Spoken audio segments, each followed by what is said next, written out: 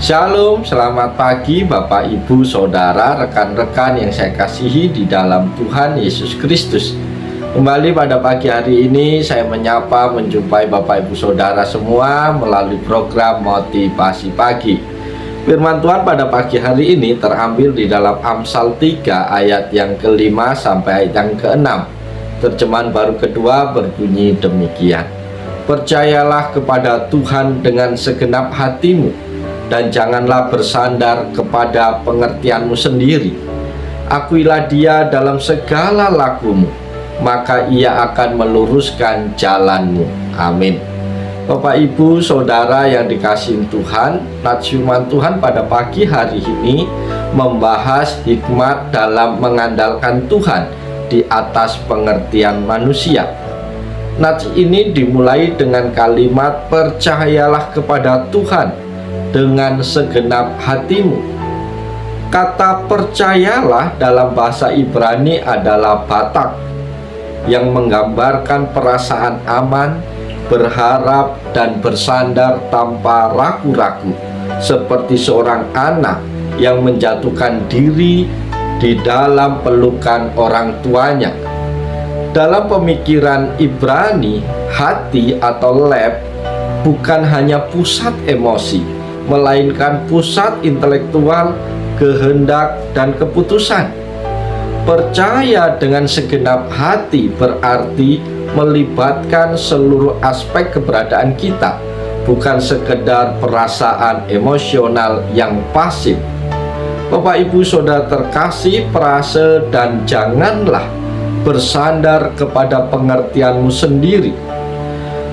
Manusia memiliki akal budi, namun Amsal mengingatkan bahwa logika manusia itu terbatas, subjektif, dan seringkali dipengaruhi oleh keinginan yang salah. Kata bersandar atau sa'an berarti menumpukan seluruh berat badan pada sesuatu, seperti memakai tongkat. Jika kita menumpukan hidup kita hanya pada logika kita yang rapuh, kita berisiko jatuh. Ayat ini tidak melarang kita berpikir, tetapi melarang kita menjadikan pikiran kita sebagai otoritas tertinggi di atas firman Tuhan. Bapak, Ibu, Saudara terkasih, kata akuilah Dia dalam segala lakumu menggunakan kata yada, yang berarti mengenal secara intim atau pengalaman. Mengakui Tuhan bukan sekedar menyebut namanya, melainkan melibatkan Dia dalam setiap keputusan, rencana, dan tindakan. Ini mencakup aspek besar, yaitu karir, pasangan hidup, maupun aspek kecil, perkataan sehari-hari, sikap hati. Tidak ada area kehidupan yang dianggap sekuler atau terpisah dari kendali Allah. Saudara-saudara yang dikasihi oleh Tuhan Yesus Kristus, kata maka Ia akan meluruskan jalanmu dalam bahasa Ibrani yasar, yang berarti membuat jalan menjadi rata, lurus, dan bebas dari rintangan yang menyesatkan. Ini bukan berarti hidup akan selalu mulus tanpa masalah, tetapi Tuhan akan memastikan bahwa langkah kaki kita sampai pada tujuan yang benar atau tujuan Tuhan, dan memberikan kita hikmat untuk melewati rintangan yang ada.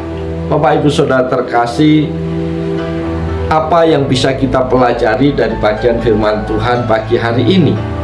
Poin yang pertama yang dapat kita pelajari adalah kita harus memiliki kejujuran hati. Bapak, Ibu, Saudara terkasih, seringkali kita merasa percaya kepada Tuhan, tetapi sebenarnya kita sedang mendikte Tuhan. Percaya dengan segenap hati berarti memberikan ruang bagi Tuhan untuk bekerja dengan caranya, bukan cara kita.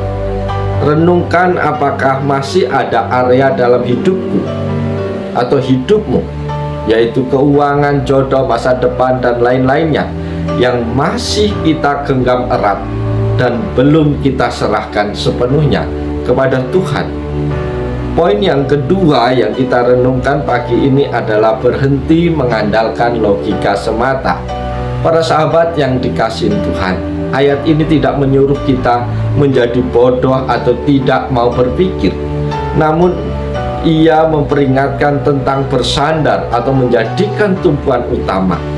Renungkanlah apakah saat masalah datang, refleks pertama kita adalah mencari koneksi manusia, menghitung uang di bank, atau berlutut berdoa. Mengandalkan pengertian sendiri seringkali membuat kita cemas karena kapasitas manusia memang terbatas. Poin yang ketiga yang dapat kita renungkan adalah area yang tersembunyi. Bapak, Ibu, Saudara, rekan-rekan yang dikasihi dan yang diberkati Tuhan, kita sering melibatkan Tuhan dalam urusan besar seperti pelayanan atau keputusan-keputusan besar lainnya, tetapi mengabaikan Tuhan dalam hal kecil seperti cara kita berbicara di media sosial, cara kita bekerja saat atasan tidak melihat, atau cara kita memperlakukan orang di sekitar kita. Renungkan, adakah bagian dari hidup kita yang masih kita beri label pribadi sehingga Tuhan tidak boleh ikut campur di sana. Bapak, Ibu, Saudara yang dikasihi Tuhan, firman Tuhan dalam Amsal 3 ayat 5 dan 5 adalah panggilan untuk melakukan pergeseran pusat hidup dari diri sendiri menjadi berpusat pada Tuhan.